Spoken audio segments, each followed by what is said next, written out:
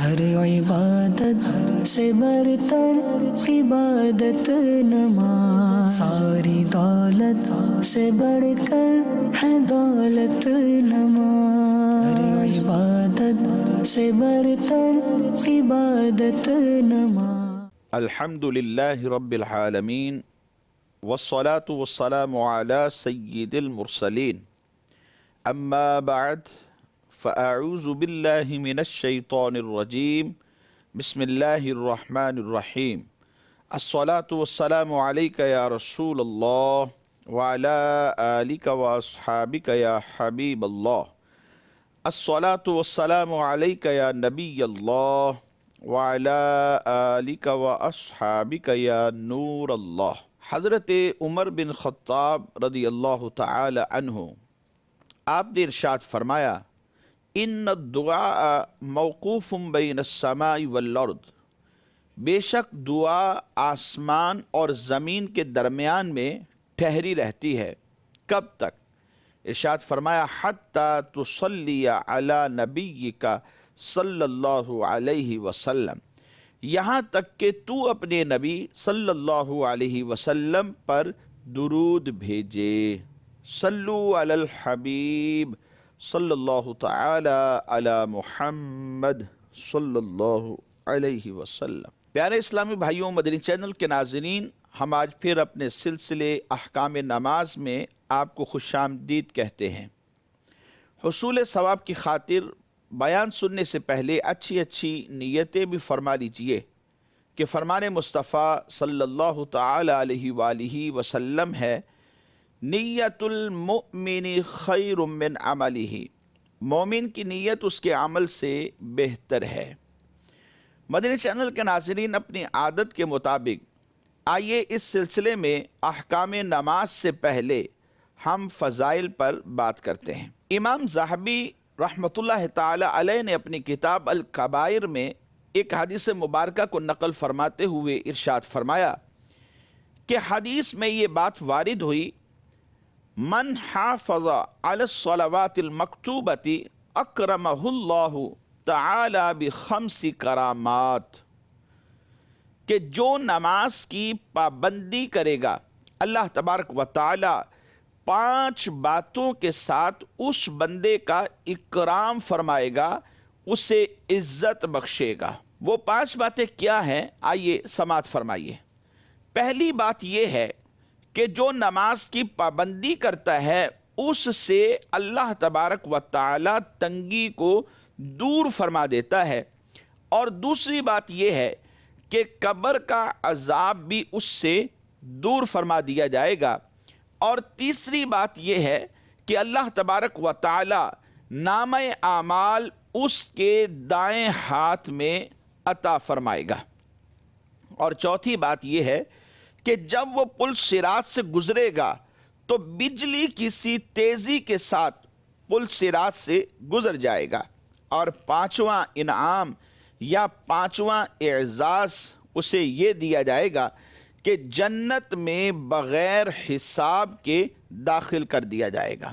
اور مزید یہ بھی ارشاد فرمایا، جو شخص سستی کی وجہ سے نماز کو چھوڑ دے گا تو اللہ تبارک و تعالی اس بندے کو 15 سزائیں دے گا، جن میں سے 5 دنیا میں، 3 موت کے وقت، اور 3 سزائیں قبر کے اندر، اور 3 سزائیں اس وقت دی جائیں گی کہ جب قبروں سے نکالے جائیں گے۔ آئیے اس کی بھی تفصیل سماعت فرمائیے۔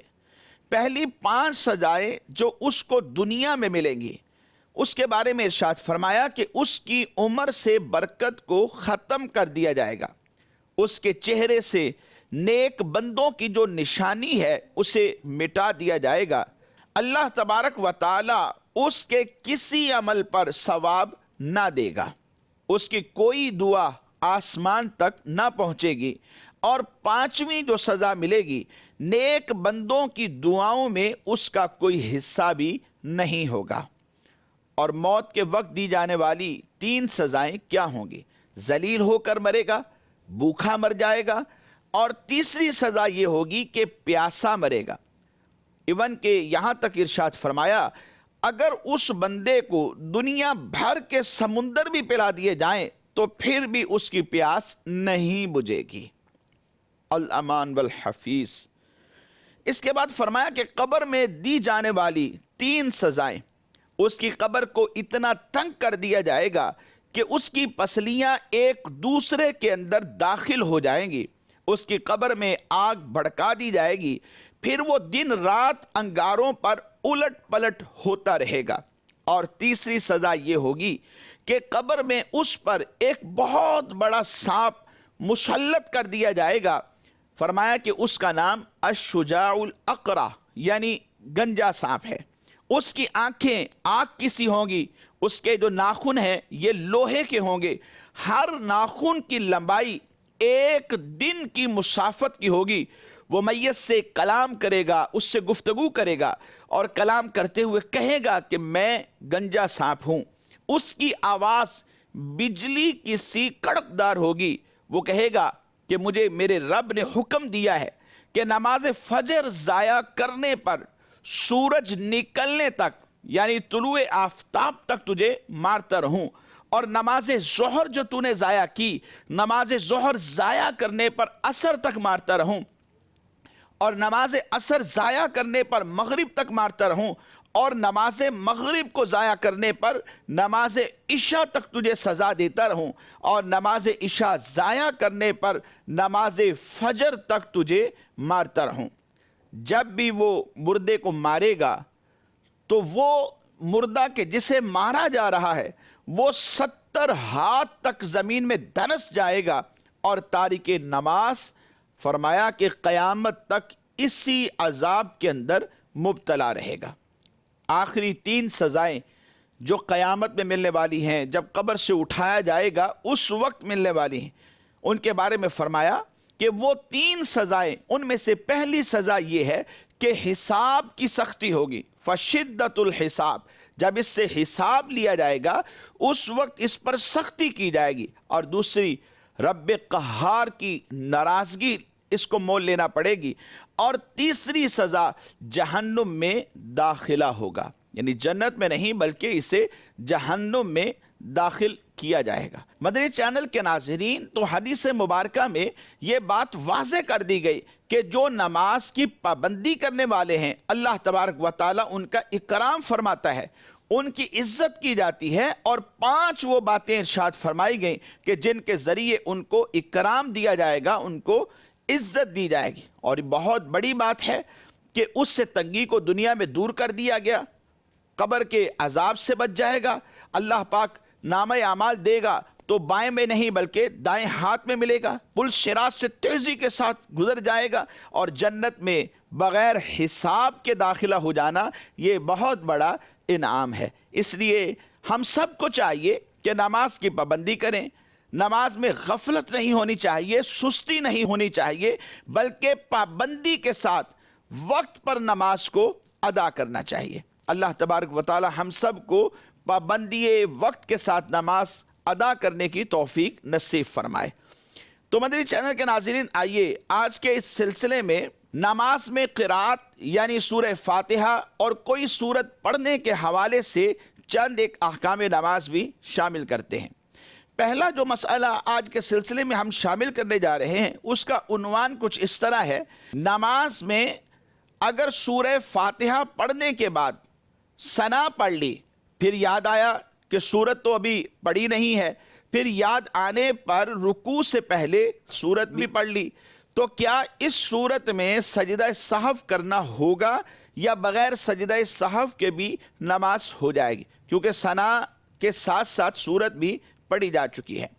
اس حوالے سے عرض یہ ہے کہ سورہ فاتحہ اور اس کے بعد جو سورت پڑھی جاتی ہے اس کے درمیان میں صرف آمین اور بسم اللہ الرحمن الرحیم یہ پڑھ سکتے ہیں۔ ان کے علاوہ کسی بھی اجنبی چیز کا فاصلہ نہ ہونا یہ نماز کے واجبات سے ہے، یعنی نماز کا واجب یہ ہے کہ سورہ فاتحہ اور آگے جو سورت پڑھیں گے یا آیات بجینات کی تلاوت کی جائے گی ان کے درمیان میں آمین کے علاوہ فاصلہ نہیں ہونا چاہیے۔ اگر سورت پڑھیں گے تو پھر بسم اللہ الرحمن الرحیم بھی ساتھ آمین کے شامل ہو جائے گی۔ یہ 2 صرف پڑھی جا سکتی ہیں، اس کے علاوہ کوئی اور اجنبی چیز بطور فصل کے نہیں لا سکتے۔ تو اب یہاں پر اگر دیکھا جائے تو فاصلہ نہ ہونا یہ واجبات نماز سے تھا کہ اجنبی چیز کا فاصلہ نہ ہو۔ اب یہاں پر ایک واجب کو جب ترک کیا گیا تو واجب جب بھولے سے ترک ہوتا ہے تو ایسی صورت میں سجدہ سہو لازم ہو جاتا ہے۔ تو لہٰذا اس صورت کے اندر لازم یہ تھا کہ جب بھول کر ثنا پڑھ لی پھر اس کے بعد صورت پڑھ لی ہے تو بسم اللہ یا آمین کے علاوہ فاصلہ کیا گیا ہے، جبکہ واجب یہ تھا کہ بسم اللہ شریف اور آمین کے علاوہ فاصلہ نہ کیا جاتا۔ تو واجب ترک ہوا، واجب کے ترک ہو جانے کی بنا پر آخر میں سجدہ سہو واجب تھا۔ اگر سجدہ سہو کر لیا ہے تو نماز ہو گئی، اور اگر سجدہ سہو نہیں کیا تو اب نماز واجب الاعادہ ہے، یعنی اس کا دوبارہ پڑھنا یہ واجب ہے۔ مزید ایک اور سوال شامل سلسلہ کرتے ہیں۔ سوال یہ ہے کہ سورہ فاتحہ کے بعد کیا ایک پوری سورت پڑھنا یہ ضروری ہے؟ سورہ فاتحہ کے بعد نماز میں پوری سورت پڑھنا یہ ضروری نہیں ہے۔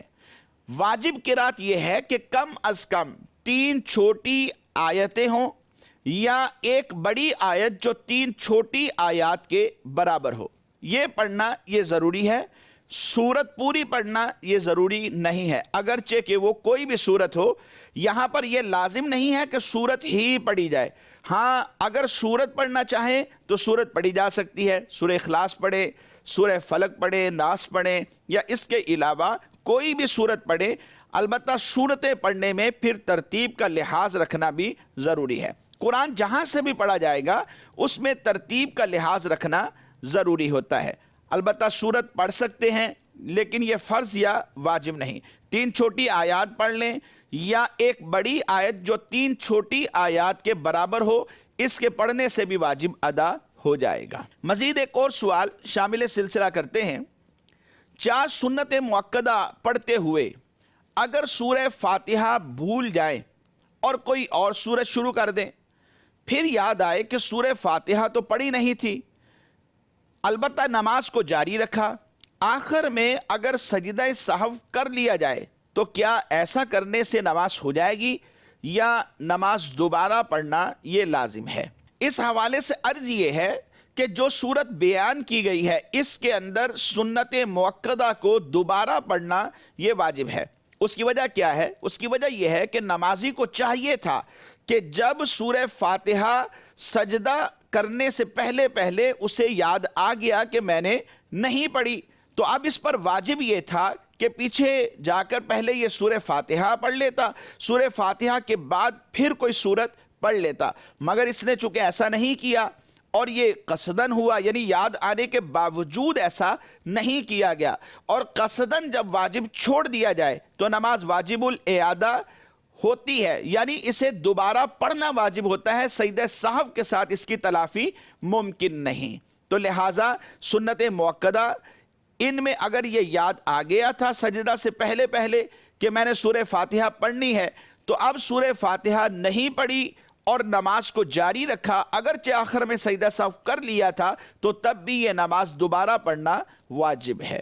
مزید ایک اور سوال شامل سلسلہ کرتے ہیں، وہ اس طرح کہ سنا یہ ہے کہ فرض کی 2 رکعتوں میں سورہ فاتحہ کی قرات واجب ہے، تو کیا 4 رکعت والی نماز میں کسی بھی 2 رکعتوں میں سورہ فاتحہ کی قرات کر لے تو کیا واجب ادا ہو جائے گا یا پہلی 2 میں ہی قرات کرنا یہ واجب ہے؟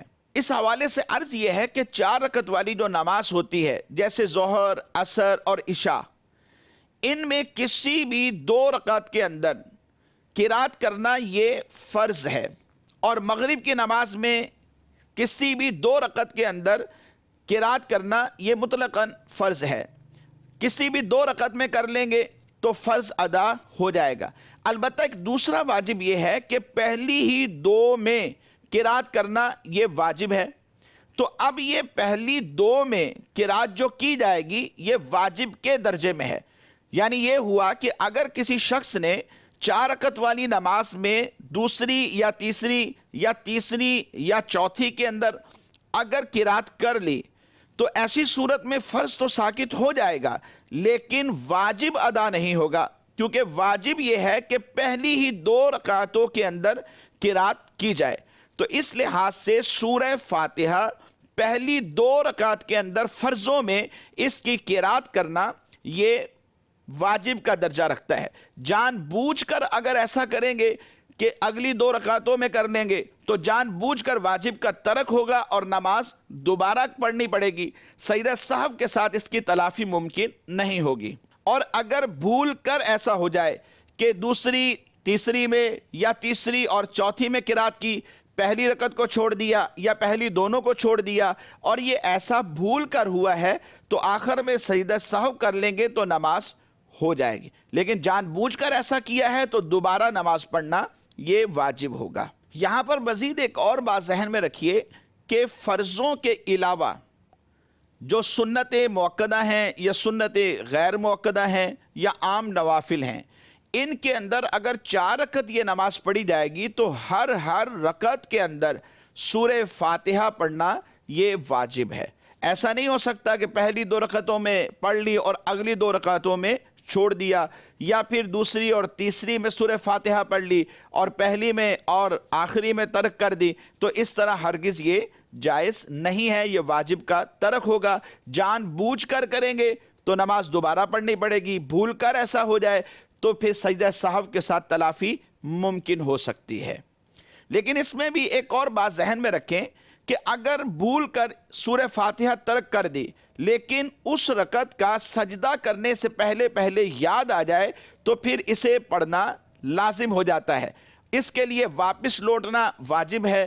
واپس نہیں لوٹیں گے تو پھر اس طرح بھی واجب کا ترک ہوگا اور نماز دوبارہ پڑھنا لازم ہو جائے گی. آئیے مدنی چینل کے ناظرین، ہم اپنے آج کے سلسلے میں چند ایک ریکارڈڈ سوالات بھی شامل کرتے ہیں. جی سوال چلائیے.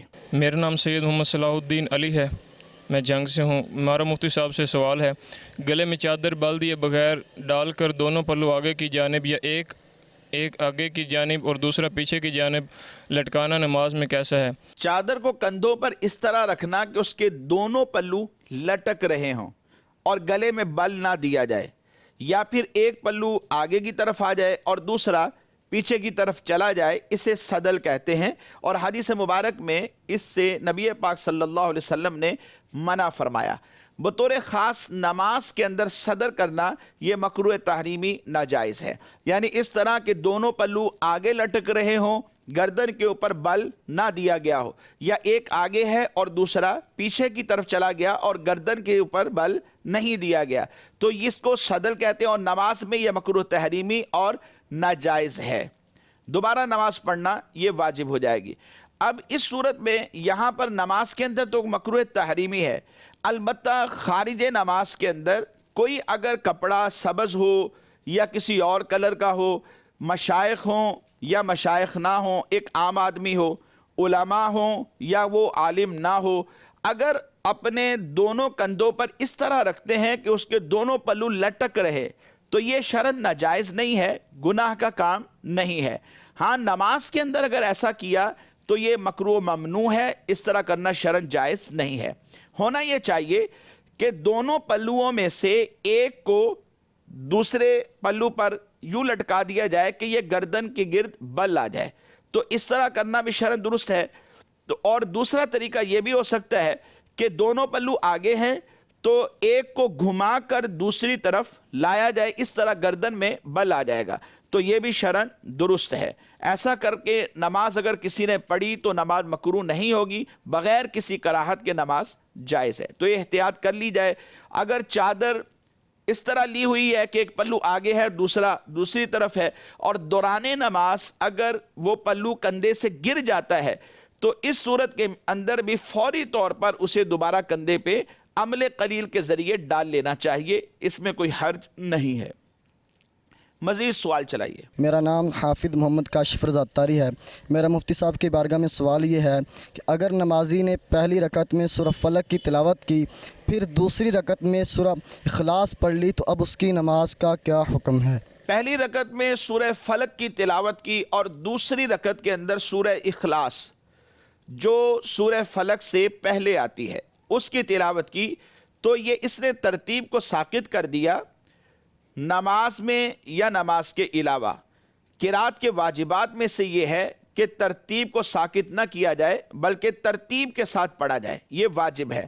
جان بوجھ کر ترتیب کو ترک کرنا یہ گناہ ہے اور اس کے اوپر وعید بھی ہے۔ تو اس لیے پہلے سورہ اخلاص پھر اس کے بعد سورہ فلق آتی ہے۔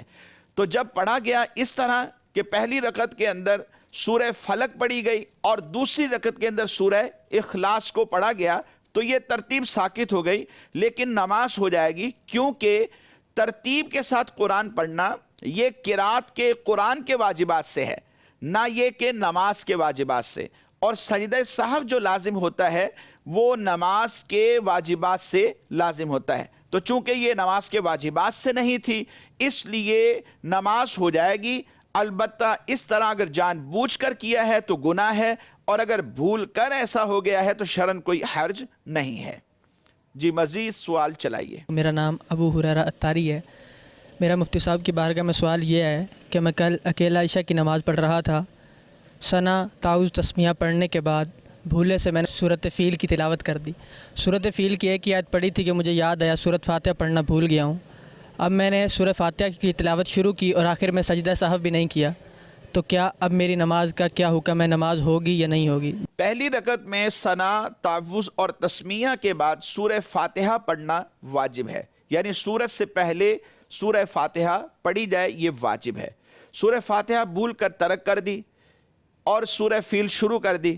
سورہ فیل کی اگرچہ ایک ہی آیت پڑھی ہو تو یہ واجب کا ترک ہے، جس پر آخر میں سجدہ سہو لازم ہے۔ سجدہ سہو نہیں کیا تو نماز کا اعادہ کرنا لازم ہے، اگر کر لیتے تو یہ نماز ہو جاتی، لیکن چونکہ نہیں کیا تو لہٰذا اس نماز کو دوبارہ پڑھنا یہ واجب ہے۔ مدنی چینل کے ناظرین، ہمارے آج کے سلسلے کا وقت اختتام کو پہنچا۔ آئندہ تک کے لیے اجازت دیجیے، دعا گو ہیں اللہ کریم ہم سب کی حاضری اپنی بارگاہ میں قبول فرمائے، آمین بجاہ النبی الامین صلی اللہ تعالی علیہ وآلہ وصحابہ وبارک وسلم۔ ہر عبادت سے برتر عبادت نماز، ساری دولت سے بڑھ کر ہے دولت نماز، ہر عبادت سے برتر عبادت نماز۔